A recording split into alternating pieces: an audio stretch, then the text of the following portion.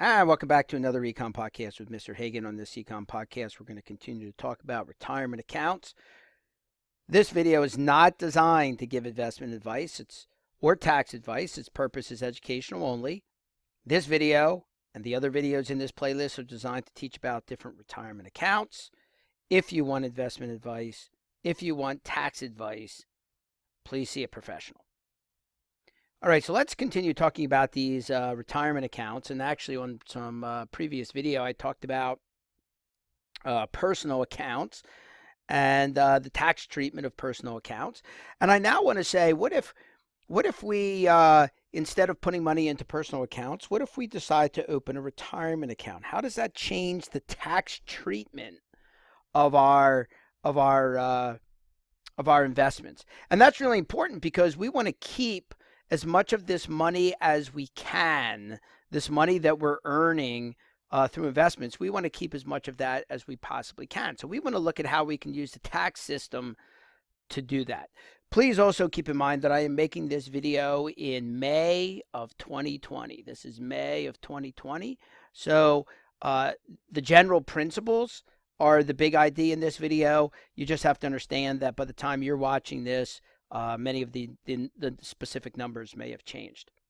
All right, so one thing you could do instead of putting $10,000 into a personal account is you could put that $10,000 into what is called a traditional IRA. IRA stands for Individual Retirement Account. Now, it would be if you put $10,000, let's say you were going to put $10,000 into the Vanguard S&P 500 fund. Okay, if you're going to put $10,000 into the Vanguard S&P 500 fund, if you were going to do that, those dollars, you could label those dollars as a personal account, and then it would be treated. The tax treatment of that would be as I spelled out in my video on personal accounts. But if instead it's the same $10,000, same S&P 500 fund, but you can now call that legally, you can check that off as a traditional IRA. And if you do that, the treatment of the taxes will be different. The first difference is you will get an income tax deduction on your contributions. So this $10,000, you will not have to pay income taxes on that money, assuming that that your income threshold meets the requirements by the government. Oh, it gets very confusing. I don't want to get into all those details, but assuming you meet the income threshold, you will get an income tax deduction on that $10,000 contribution. Those contributions are limited to $6,500 per person per year. So I could put $6,500 into a traditional IRA with Vanguard and the S&P 500 fund. Then my wife could put in $6,500 per year. Okay, so in this example, I'm saying $10,000. You can't actually put in $10,000. You can only put in $6,500. So if you're married, you would have to put in, say, $5,000 into your traditional IRA, and then your spouse would have to put in $5,000 into their traditional IRA, okay, which they would be able to do under the law because you can only put in a max of $6,500. You could put in less than that, but you cannot put in more than $6,500 per year. That's just what the law says. Okay, now here are some of the advantages of this. This money will grow at what I'm going to say is the total return. Okay, it's going to grow at the full total return. And I'll explain what that means with some numbers here later on, because you're not going to have to pay taxes on this money, on the money that you earn as it grows over time. Okay, so this is what we call tax deferred growth. Okay, tax deferred growth. Why is it called tax deferred? Because you don't have to pay taxes on this until you take it out. All right, which, by the way, doesn't happen until you're 59 and a half years old. You cannot access this money until you're 59 and a half years old. That's what the law says. Okay, so if you put your money into this account, you're able to get an income tax reduction. Great. You're able to get tax deferred growth.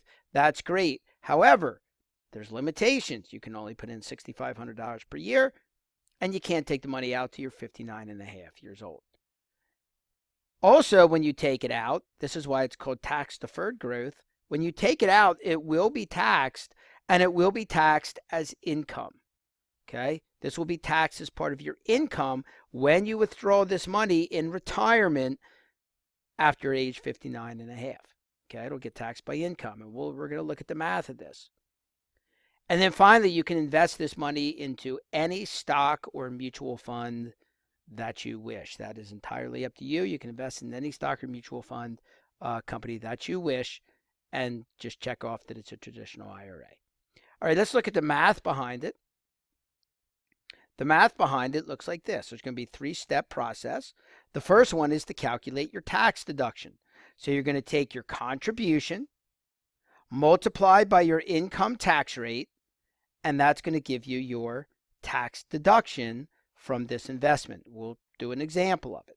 Number two is the contribution is going to grow with the full total return. You're going to get this full tax deferred growth.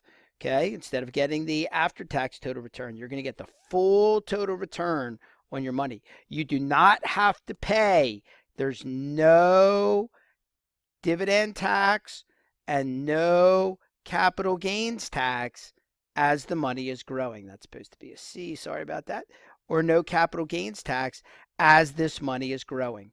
Okay, but you do have to take money, pay taxes when you take it out. I'll get to that in a second. So my formula is going to be P times 1 plus R to the T, where the R is the full total return. No after-tax total return to worry about here because you get the full total return growth on your money. Again, we'll do an example. Finally, you have to calculate, step number 3 is you have to calculate what you get to keep at the end. Okay, at the time that you withdraw this money after you're 59 and a half years old, how much of that money will you actually get to keep? Okay, so you would take your answer, sorry I have this wrong, you would take your answer from step 2, you would take your answer from step 2 up above, take your answer here from step 2, and multiply it by 1 minus your income tax rate at retirement. 1 minus your income tax rate at retirement.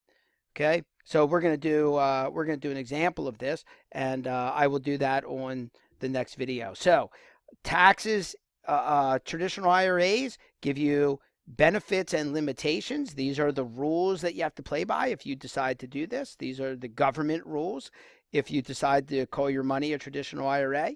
These are the steps for calculating how much money you will have at the end, and we'll do an example of that on the next podcast. All right, this has been Mr. Hagan on another Econ podcast. Thanks for joining me, and we'll see you on the next podcast.